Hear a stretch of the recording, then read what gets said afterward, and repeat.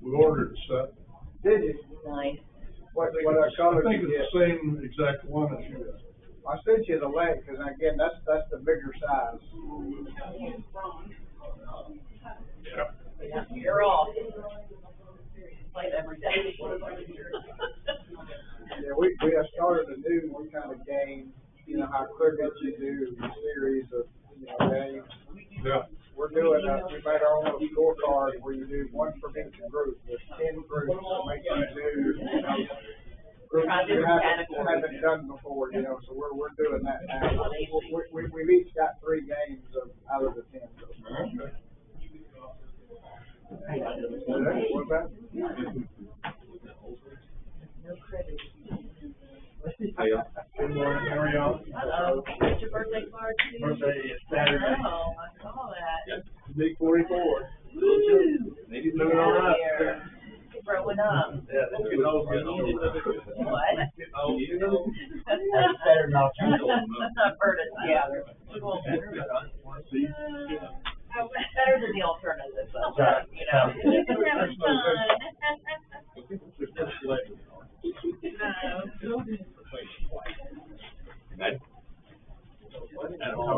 Good morning. Yeah, that's what I'm saying. There's a little bit of that going on. Four-wheeler, no hood. Hey, y'all share the same birthday. What a coincidence with that. Birthday buddy. Did you share a birthday with Kay Chisholm.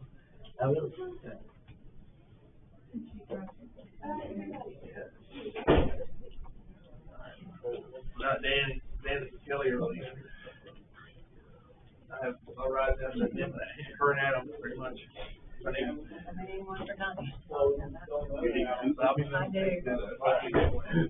What? No, nobody was afraid of half as smart as I was. More of the drive is it's About 45 minutes. Some farm.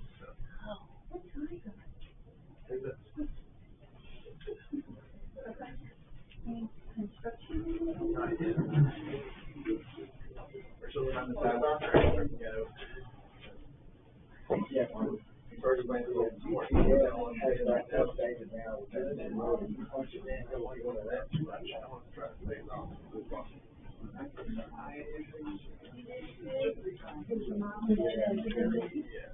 When you do it, you take a.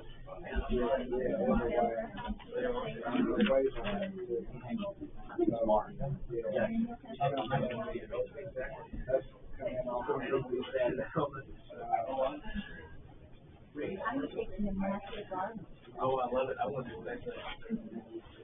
I take the first ride. Yes. Good. I love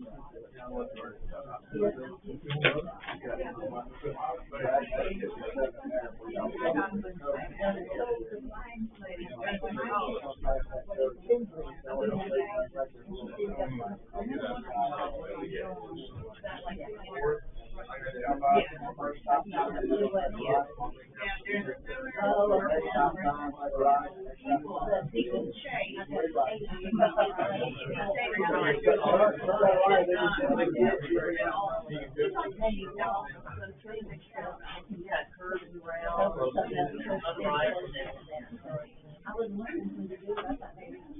It'll start looking familiar after the second right, I think.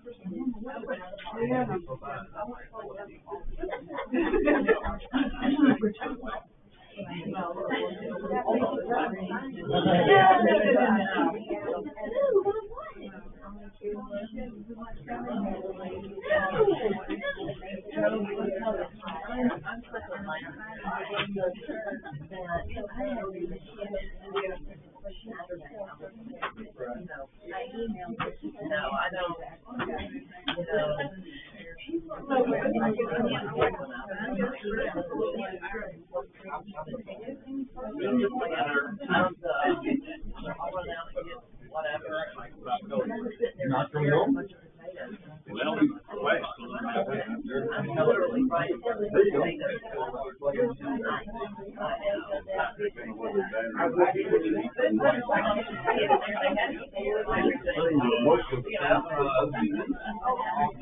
No, that was turned over.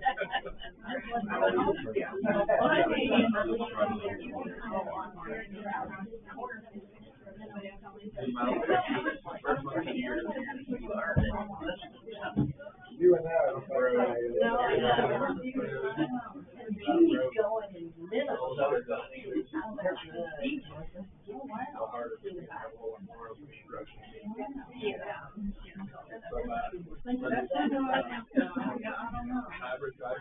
Did you break it? Maybe.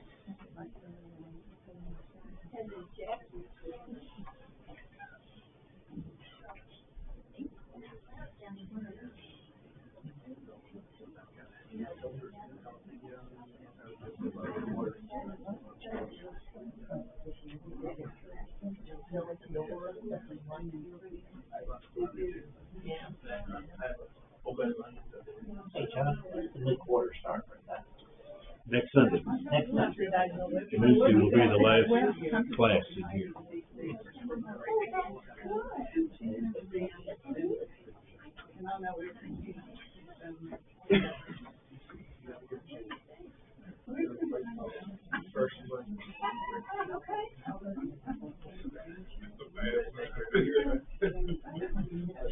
I've heard of folks.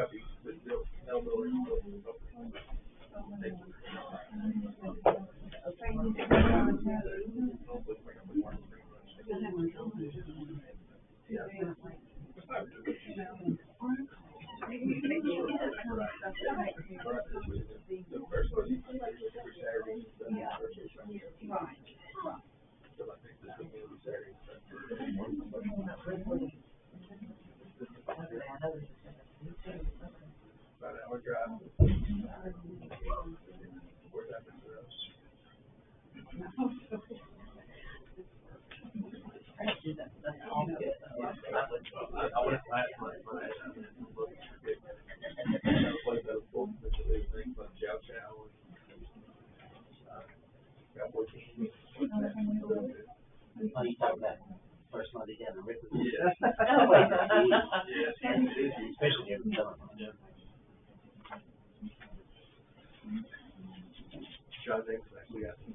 No, We go down there. Where's George? Not very well this morning. Sorry to hear that. All right, it's time for us to begin this morning. We are in Esther, chapter 8 through 10. This will be the last class of Esther. And on Wednesday, John will do a review of the three books that we've studied this quarter. Nehemiah, Ezra, and Esther. Ezra, Nehemiah, and Esther, whichever order you want. So that will end our quarter. So if you haven't gotten your books for next quarter, they're in the rooms today, so get them today and then be prepared for next Sunday, whatever class you have signed up for. begin with a prayer. Our Father, we thank you for this Lord's Day.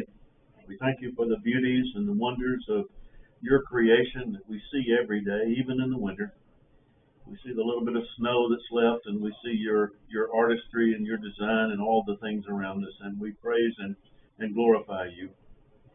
We praise you, too, as we study these books, historical books that tell us about real people that lived in a time different from ours and yet experienced some of the same issues that we experience. And we can profit by studying them and seeing how they handle things, and we can resolve to be better in our service also to you. We know there are many who are not here who have physical and other problems, and we pray that you would be with them. Help us to reach out to them and minister to them wherever we can. Be with us as we study together. Help the things that we say and do to be true and to be helpful, and help us to take them from here and use them in our lives. In Jesus' name we pray. Amen.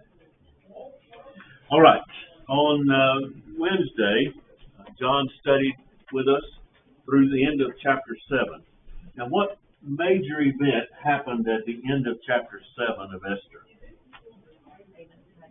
Haman was killed, the great enemy of the Jews. So therefore, the crisis is past, right? No, because the law that Haman passed is still in effect. So that the threat of Haman, even though Haman himself is gone, the threat of Haman still remains. So these last 3 chapters are going to talk about how that threat is resolved or avoided, to the threat to the Jews. I want to start with a question for you. Were Mordecai and Esther true followers of God? I don't think we know, because God is not really mentioned. So we don't know if they sacrificed or did any of the commandments they were supposed to do. Don't have enough information one way or the other. I have some questions about this for myself personally.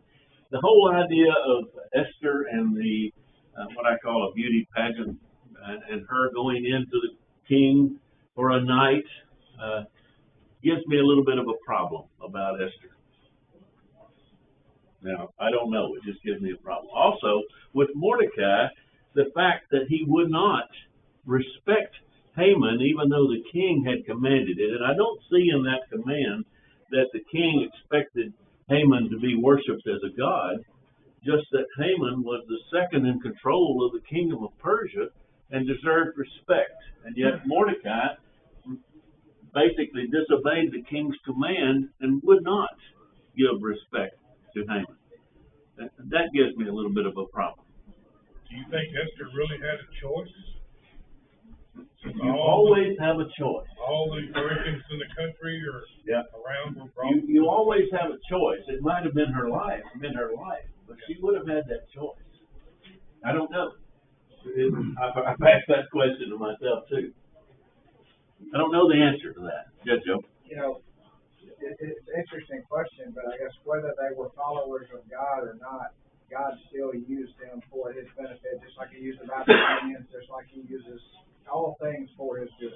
And we find that throughout, don't we? That God uses people, whether they are righteous people or unrighteous people, to fulfill his purpose. And God has always done that. And we find that in operating, especially in the book of Esther.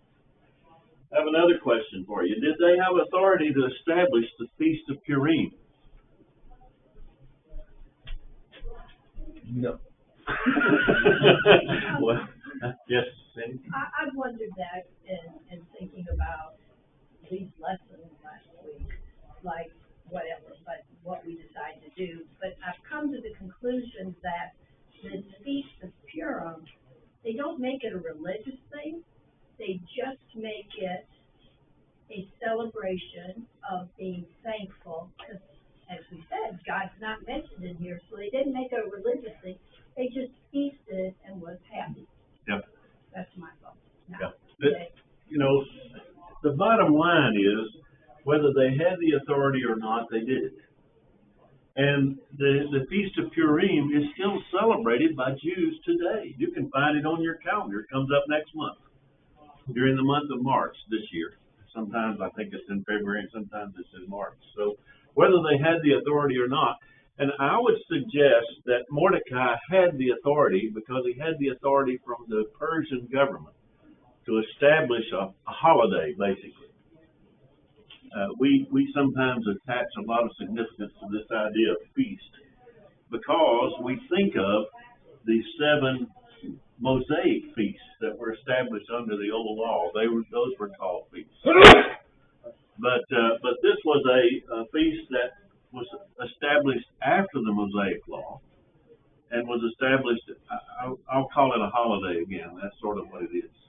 There's one other example of that, and it occurs in the period between the Testaments when the Maccabees established the Feast of Dedication, what's called today the Festival of Lights or Hanukkah. So that's another feast, holiday, that was established in the rededication of the temple after the Greeks basically had blasphemed or degraded, profaned the temple. So we have 2 of these, both interestingly enough, still celebrated today, whereas most of the 7 feasts of the Old Testament are not still celebrated today by Jews. Yes, Mark? Yeah, it's kind of funny how Feast of Purim got to be celebrated by the main body of the Jews because with Esther and them, these are the Jews that did not want to go back to the Promised Land or back to Jerusalem. They picked to stay back in Persia. Yeah. So it's funny. You kind of think of it as 2 different sets of Jews, but yet I guess there's enough interaction where they got the feast together. Yeah, but I think the thing that makes Purim popular with Jews is this idea of delivery from threat. Throughout the history of the Jews, they've been under threat in various times. And so this is a feast or a holiday that celebrates the delivery from a threat. And so it seems to be popular with Jews even today. Those are 2 questions I have that I don't have an answer for, so I thought you might. All right, let's look at our lesson.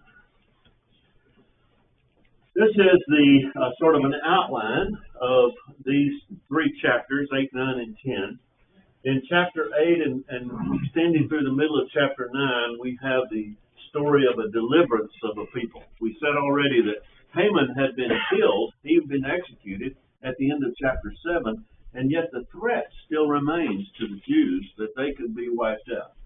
So we have a story of 2 decrees, one a decree to kill and one a decree to defend, which we will look at in just a moment. And then beginning in the middle of about chapter 9 through the end of chapter 9, we have the commemoration of the deliverance, and this is that establishment of the Feast of Purim. We have 2 letters, one that dictates feasting, and then we have an interesting little letter, we might make reference to it, sent by Esther, apparently, that talks about lamenting and fasting. And then in chapter 10, a very short chapter, we have the exaltation of the deliverer, where we have a record of 2 men, Ahasuerus, who is the king, the Persian king, and Mordecai, who by this time has become the 2nd most powerful man in the kingdom. And it is the honoring of Mordecai and some things that are said about him. So we'll look at that as we go through. But that's just a quick outline of these chapters. All right, look at question 1. What became of Haman's estate? He's dead, so what happened to his stuff? Esther got it. And what does she do with it? Yeah, she gives it under the control of Mordecai, doesn't she? The book makes an interesting point here that because the king gave it to her, she couldn't really give it away. That would be like an assault, an offense to the king. So she just gave it under the control of Mordecai. All right. Question 2 says, what was the significance of possessing the signet ring? It was a commanding power and verification of authority. All right, it was authority. You could make laws in Persia with that signet ring. What's a notary. Yeah, better than a notary. It's like having a Congress at your hand, because you could make the law, seal it with that ring, and it would become the law of the land. Now, who had the signet ring before Mordecai had it? Haman. And he did that. He made laws that we're going to deal with here. And then Ahasuerus gives it to Mordecai. Now, does this tell you anything about Ahasuerus? Wasn't officially involved. That's what it says to me, that he wasn't really, he didn't really want to be seemingly involved in the day-to-day dealings of running an empire, so he would give it to these. I don't know how good he was in selecting people. Certainly wasn't very good the first time, but maybe better the second time. But he seems to be more of a hands-off. I'm going to be the king, and you handle all this stuff. Well, I think secular history said it was a lousy king. Lousy king. Yeah, we'll talk in a minute, because he got a little big for his britches, I guess, if I want to use that term, in invading Greece, and that didn't work out for him. So we'll talk about that, because I think it has an effect on one of the things that's mentioned here, although that particular incident is not mentioned. All right, question 3, 4, and 5 talks about Esther going back to the king. Remember, this is the second time that she's done this. In the laws of the Persians, you could not approach the king without being summoned, at risk of your life. So that he did not summon you and you just appeared, you could be killed if he did not, I think, extend the scepter, so stick out his stick to you and say, come on. Well, this is the second time that Esther has done this. And so why did she make a second request to Ahasuerus? Because of the decree that Haman made was still in effect. And so what did she want Ahasuerus to do?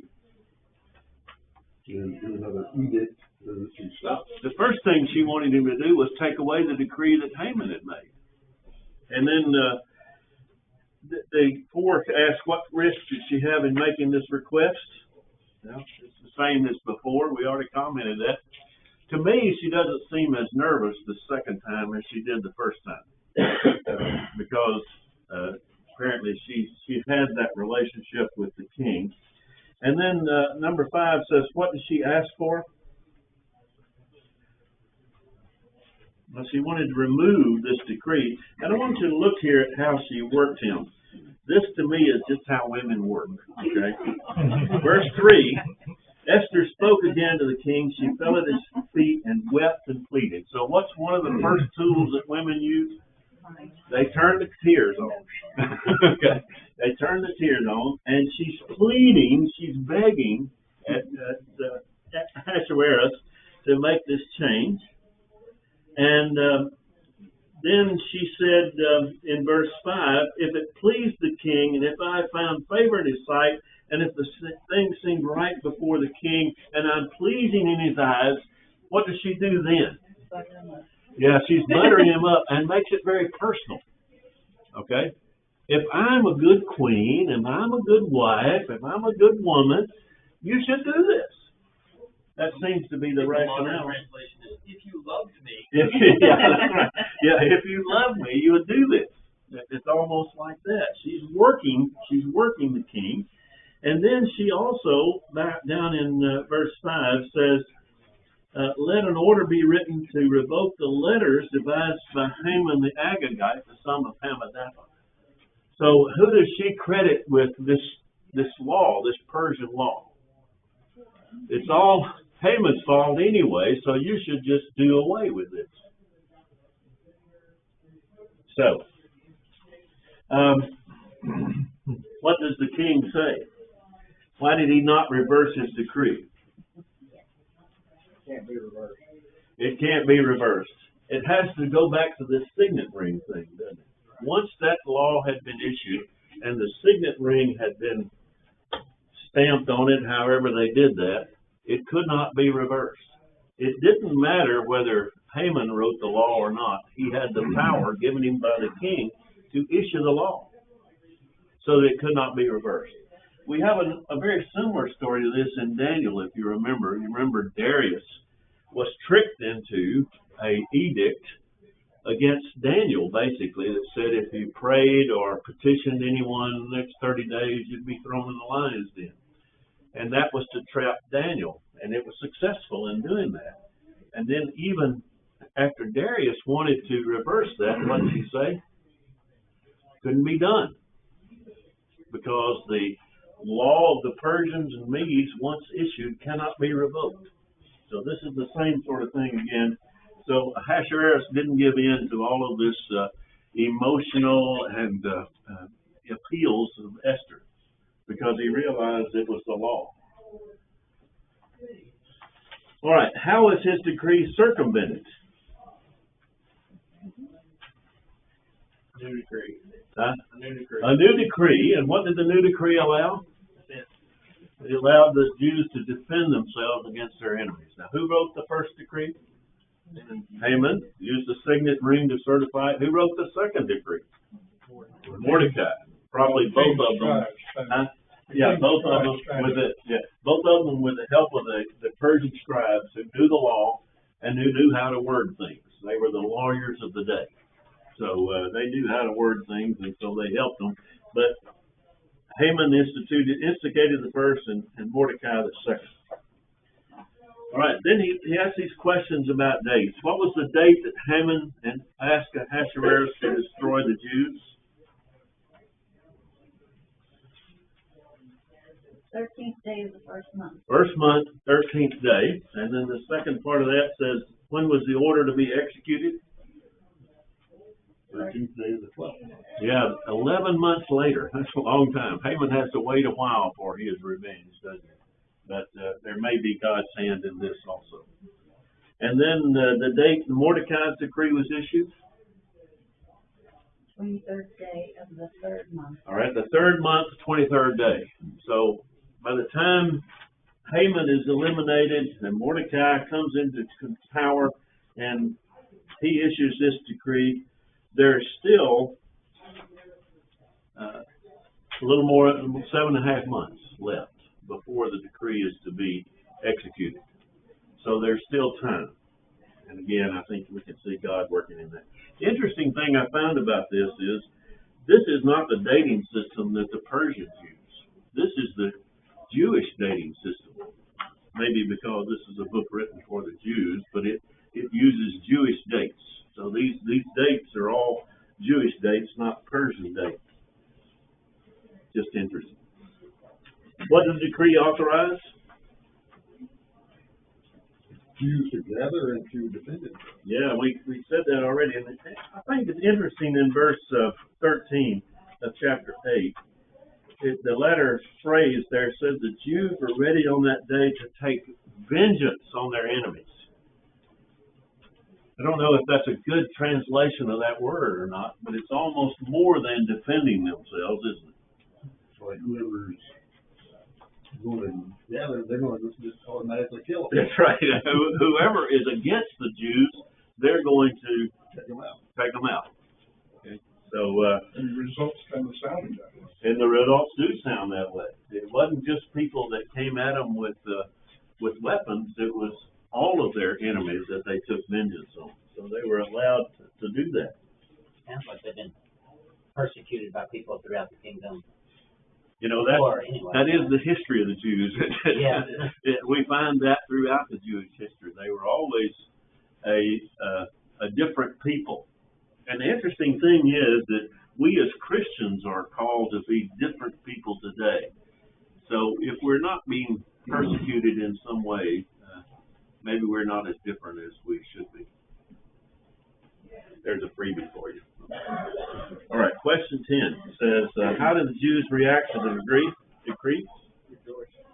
Yeah, they were rejoicing. They were shouting and celebrating, and it seems to be not just limited to Jews, does it? It seems that there were others in the kingdom, and we'll get to them in a moment, that they also were happy about this decree. And what effect did the decree have on the heathen? I thought that was interesting that he used that word heathen there, because most people in history would not refer to the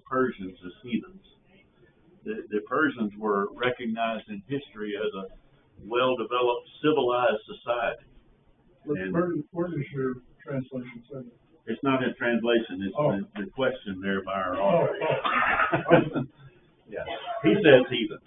The Bible doesn't say that, but it's interesting to me that he chose that word. To me, it's a little bit of an inflammatory word. But anyway, Not What- non-Jewish, maybe?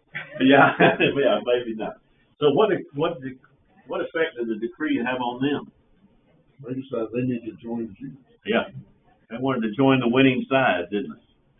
And this is where I mentioned before that just about this time is when Ahasuerus, if in fact he is the Xerxes of Greek history, this is the time that he instituted an invasion of Greece and was unsuccessful in that. The Persians were defeated, beaten back into Asia Minor, and it may be that's part of what's going on here, that the people are feeling that, their gods have not helped them in defeating these heathen Greeks across the way here, and that may also be part of why they see that the God of Israel is moving on their behalf and is working on their behalf. Now, it's the invasion of Greece is before Esther, right?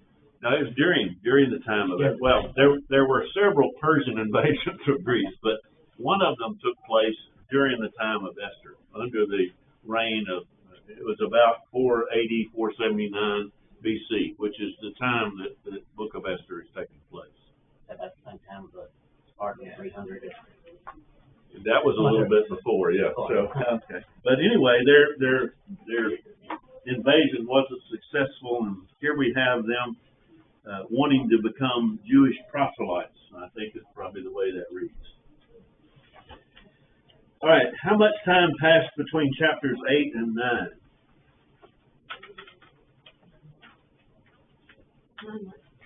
9 months, about 9 months. The decree was issued in the 3rd month.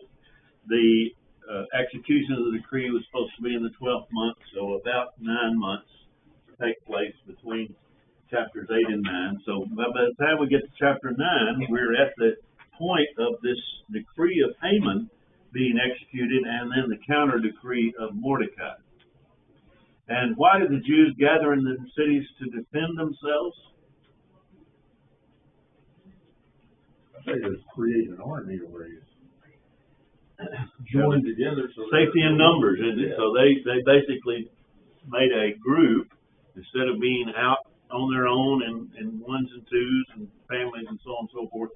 So they came into the cities and to fight against those who wanted to harm them. So they came together for that purpose. We had opposing decrees going against each other. Yeah, everybody else was following Haman's original decree. Yeah. Because that couldn't be revoked, and Yeah. Jews were following the new decree. Yep. Was there an option to just opt out? Or, I mean, or a decree, something that they had to choose which one to participate in? I presume that not everyone in the Persian Empire wanted to kill the Jews. Yeah. So that on the day of the decree, there would have been those who did want to kill the Jews who used the decree for that purpose, but there would have been many who did not and who would have just stood back. Okay. I don't know, but that's what I presume. John, and thinking about the decree, did they think they were gonna get paid? Because didn't Haman say, I'm gonna pay them a whole bunch of money? Haman paid Ahasuerus a bunch of money to be able to issue the decree. And again, this is a presumption on my part that decree allowed the people who killed the Jews to take their plunder, just as the decree of Mordecai allowed the opposite. It allowed the Jews to take the plunder of the people that they killed, although they did not do it. But again, that's just a presumption on my part. But basically, Haman paid money into the Persian treasury to be able to issue that decree to begin with. So, I have a question about that. Back in 3 verse 9, it does say, if it pleases the king, let a decree be issued to them. I'll put 10,000 talents of silver in their royal treasury for the men who carry out this business. So yeah, I mean, there is a little bit of incentive beyond just what they plunder, I guess. Yes. Yep. He certainly was willing to pay it. Yeah. It's interesting that Mordecai doesn't offer to pay and is not asked to pay anything to issue the countermanding decree. All right. What assistance helped determine the outcome of the conflict? From chapter 9 and verse 3. The officials of the Persian government or the Yeah, the local officials helped them. Yeah. Why would they do that? Because Mordecai was in charge at the time. Exactly. Exactly. They're in their position by the pleasure of the king and by the pleasure of his second in command, who is now referred to many times in this book as Mordecai the Jew. So therefore, they would see which side of the bread their butter is on, and they would help because they were politicians, basically. They were politicians. So they helped the Jews and gave them assistance in having this retribution against their enemies. All right. Question 15. How many enemies of the Jews died in Shushan the first day? 500. 500 men. And we don't know if there were others besides men. It's not clear whether the Jews took retribution on whole families or just on men, but the number is basically just designated as 500 men. And then question 16 says, what additional request did Esther make to Ahasuerus? Give them another day to clean it up. Another day in Shushan, in the capital. Apparently not in the provinces. In the provinces, it just occurred on the one day. But in Shushan, she asked for the additional day, and then the question says, why would she make such a request? They weren't done yet? They weren't done yet. She apparently thought there was still a threat to the Jews. So she asked for an additional day. And to continue the retribution on their enemies in the capital. Hey, John, she also asked to, publicly demonstrate Haman's son's, execution, if you will, just to, again, I find that interesting, making it public for everybody who was, theoretically still on that side to see that fall. Yeah, I was going to ask you if you'd volunteer to read that verse with all their names. No, I'm just kidding. But we find, the 10 tons of Haman, 10 tons. The 10 sons of Haman were executed on that day also. And I don't know if, John, you discussed this earlier, but the translation of the word hanging is probably not a great translation. The Persians impaled people on posts, so that what was probably done to Haman and to his sons is that they were probably impaled and hung in that way. So, just an aside to that. All right. Question 18 says, how many died in Shushan on the second day? 300. So an additional 300. So 800 men died in Shushan. And then the next question asks, how many died in all the provinces? The English Standard Version says 75,000. And you'll make a note in the workbook here that there is some question about the translation of that number. And that the Septuagint, which is the Greek Old Testament, says 15,000. You find throughout, we have an advantage today, generally, in that most people who use other languages still use our Arabic numbers. So whether it's the French or the Spanish or the Dutch or whatever, so that when you can read a text in a foreign language and you can pick out the numbers and you know the numbers are correct because they use the same numbering as we do. But that wasn't true in this point in time. So that the translation of numbers becomes a challenge in translating the Bible into modern day. And that seems to be the issue here, is that some people have interpreted the number as 75,000, some as 15. And we find that also in other places in the Old Testament, particularly where the numbers of fighters are listed and things like that. There are some issues with that. So just be aware that there is an issue there. All right, question 20 and 21 says, what was the difference in the celebration of Purim by the Jews in Shushan and the rest of the provinces, and what caused the differences? Extra day. Yeah, the extra day of retribution in Shushan, so that the provinces celebrated on the 14th day, the day after, and the Shushan, they celebrated on the 15th day, because they had an extra day of retribution. And then number 21 says, how was uniformity in celebrating the feast achieved? Mordecai wrote a letter. Mordecai wrote another letter and said, celebrate it for 2 days, on the 14th and the 15th. And it's interesting that today, Purim is still a two-day celebration that the Jews celebrate. So they still do it today, and it's still a 2-day celebration. All right. I want to spend a little bit of time on number 22 here. So are there any comments or questions on where we are now? John, Yes. I was just thinking about when I was reading this. It's hard not to put our modern day Christian view on this. I mean, after I read this for the first time in a long time, I was like, Esther's kind of, I mean, that's a harsh request to hang those, to impale those sons, and that's almost sounds like vengeance. I mean, I know that there could be some political reasons for that, you know, just to solidify the Jews, the protection of the Jews, but it's hard not to look at that and go, she was pretty tough.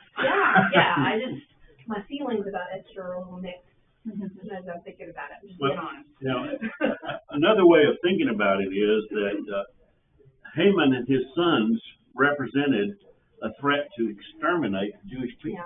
Yeah. And that this is a statement of, this is what happens to those who threaten to exterminate basically God's people. But, you know, it is a different time. Yeah.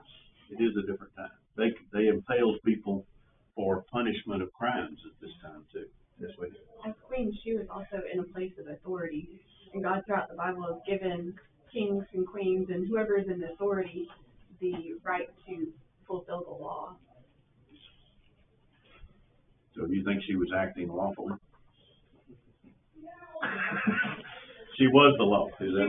Exactly. She had the authority to do that. Yeah. That goes back to the question of whether they had the authority to institute this celebration of Purim or not. They had the authority certainly under the Persian law to do it. Yes, it is. And I'm gonna say, she didn't do it. She asked the king, hey. You don't think she lifted them up there? I don't think so. I mean, I feel like that's vengeance. If she had done something, but she just suggested she done.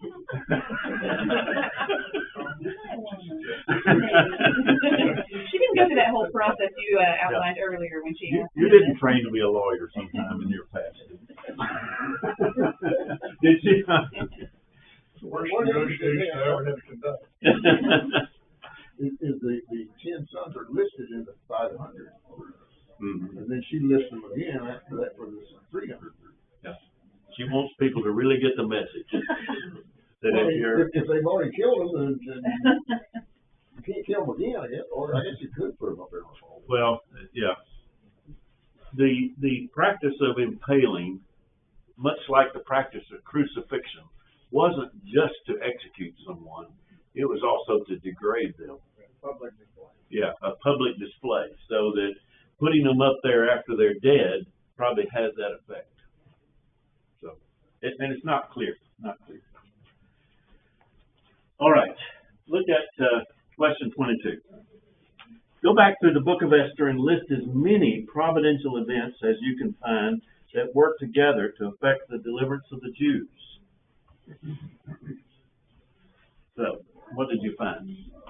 First one would be Esther being chosen to be queen. Okay, Esther chosen to be queen. And even before that, the fact that they needed a queen. Because Vashti had been basically deposed by Ahasuerus because she was bad. She didn't have the same wiles. She didn't obey. Yeah, didn't have the same wiles that Esther had in getting her way. So, And I guess you could say God's providence that Esther is so beautiful that she was chosen to come in to okay, yeah. be part of the line. Again, part of God's blessing to her. Mordecai hears the plan to kill the king. Yes, Mordecai overhears the eunuchs planning to assassinate the king and reports that. Mordecai was apparently some minor official at the Persian court, because what we find is he's around all the time, and he wouldn't have been around all the time unless he had some official capacity that allowed him to be around. So he was around the Persian court, even early on, it seems like. It describes him as being at the king's gate or at the gate. He hung out at the gate a lot. Yeah. So, but I interpret that as saying he had some official capacity. We don't know what it was, but he had some official capacity. So that's what he was doing. He would have been a minor official. Joe. Ahasuerus or Xerxes couldn't sleep and had the Book of Chronicles read to him, and was reminded, like he needed to be reminded, that this man saved his life. Yeah, on the night he couldn't sleep, and there would be nothing that would put you to sleep better than the Chronicles of the Kingdom. that seems to be and the providential thing that they just happened to open it up to that page. They let the book drop open, and there it was. Okay. Yeah, that's providence again, because you can imagine how big would the chronicles of the records of Persia be. They'd have to be massive. And so it happens to be that one text that they're reading to him, and I don't know how they selected that or what, but anyway. So, again, things working together. Haman's timely entrance into the gate, or into the... All right, when he had to honor Mordecai, you're talking about. Yeah. Well, when he was there to actually impale him or hang him Yeah. with permission, but then... But the king switched it around because he had heard this account and because he wanted to honor Mordecai. And here's the second guy in the kingdom comes in, and he said, well, this is a good idea. I'll have him honor him, which would give him great honor. And yet it brought Haman great shame, didn't it? And as we talk providence, you got to talk prayer. And we read at the end of chapter 4, they had 3 days of fasting and prayer, for that providence to, continue, if you will. Yeah. And do we still pray for God's providence today? Hopefully so. And we can see it. I think we've commented several times in this class. We can often see God's providence working when we look back in hindsight. We can see it best there. And the book of Esther, it still shows what was happening, and we've commented on that to those exiles that were still in Persia. And most Jews did not return to Judea. Most Jews stayed in Persia. So that by the time of Esther, we've already had the first return under Zerubbabel. But this precedes the return under Ezra and Nehemiah. So had Haman's plot been executed, there would have been no more returns to Judea because the Jews would have been wiped out. So it's God bringing about his plans many times through the actions of men, good and bad actions of men. So my question is, we've observed God's providence throughout this book. Did it depend on the faithfulness of Mordecai or Esther? Yes. What was the answer? I said yes. Yes? Don't say no, because it would have been accomplished either way, according to Mordecai. Isn't that what Mordecai said? He said to Esther, he said, the deliverance will come from somewhere, but who knows but whether you've been put in place for such a time as this. But in the 3 days that they were fasting and praying, who would they have been praying to? Yeah. I mean, I'm assuming, I maybe wrongly assumed that they to the Persians. At least, I wonder, we almost seem to be saying that these Jews weren't practicing Jews. But they were only required to be in Jerusalem 3 times a year. Yeah. And, even when they were living in the country, so they could very well have been practicing Jews here in Persia and traveling back and forth. You know, they could have done that. We see that's what was going on in the days of Christ in the first century. yeah, and again, under the Babylonians and under the Persians, they weren't slaves, as we've said before. They had some freedom of movement. They probably had to have permission to do it, but they could move and they could. But going back to Jerusalem would take a few months, and also I'm not sure there was anything in Jerusalem that would help them because the city had been destroyed. There was no temple. There was nothing there except rubble at the time. They could have still been practicing Jews, of course, in Persia, following God's, and many were. I'm confident many were. I just don't know whether Mordecai and Esther were, and I have that question in my own mind. I would answer that question, no, it did not depend on the faithfulness of Mordecai and Esther for God to bring about his providence. Well, let me explain why. Yeah. Not that Are you justified?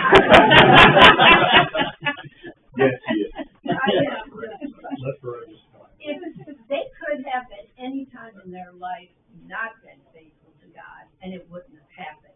Now, the faithfulness of Mordecai and Esther to carry out God's plan and providence, they had to stay faithful to God. Okay. That's what I'm saying. Yes, they had to stay faithful to God. They had to stay faithful to the plan that they made for saving the Jews. Is that what you're saying? That's what I Yeah, didn't understand. they would have to be people who saw it through to the end, and it wouldn't be an easy thing, would it? Right. It wouldn't be easy. Because I almost think Mordecai more than Esther, and yeah, since I'm talking, this really took a long time, and Mordecai probably knew a lot more of the murmurings of things that were going on, and he saw what Esther could do if she was. Yeah, that maybe. Mordecai was certainly, Esther was from early on was up in the palace or whatever they had. Why did God exert his power at this time? Why did God exert his power of providence at this time? Do you think? We kind of talked briefly about that, just this, as bad as it was for Haman to issue a decree for the Jews to be destroyed, it also gave them the power to assemble, organize, and defend themselves, which probably carried a lot of legacy forward from this time. He needed his people preserved for ultimately nothing else. The short answer is that God exerted his power at this time to bring about his promises and his prophecies to the people.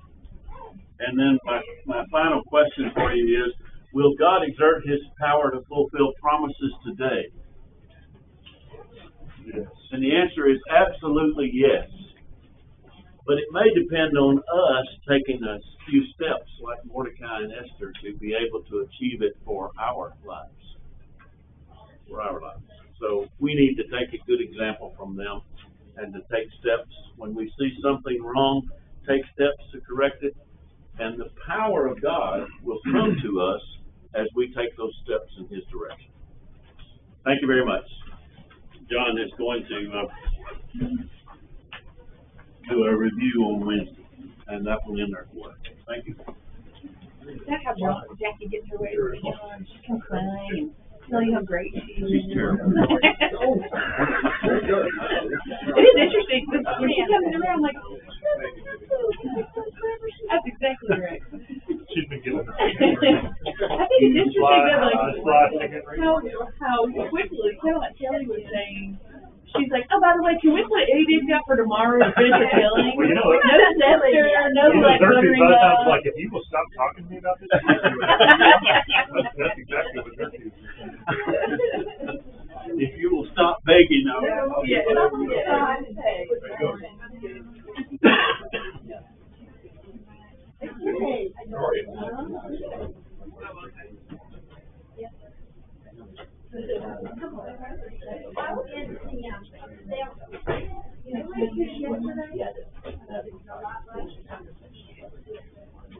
Hi, John. Hey, Aaron. I haven't seen you in a while. Better. Yes, you're doing well. You look very handsome. Florida, guys. Very handsome. You going to Florida today? Go Florida, guys. Florida. Go Florida. You going to Florida? Yes, no respect. Go Florida this year. Go Florida. Go Florida. All right. Next week's birthday, Jackie's got a birthday. 39.